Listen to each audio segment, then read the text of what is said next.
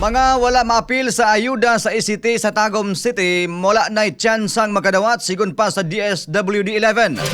Atong sayron katropang detalye, pinagi ni katropang Darwin Dulatre. XFM Report.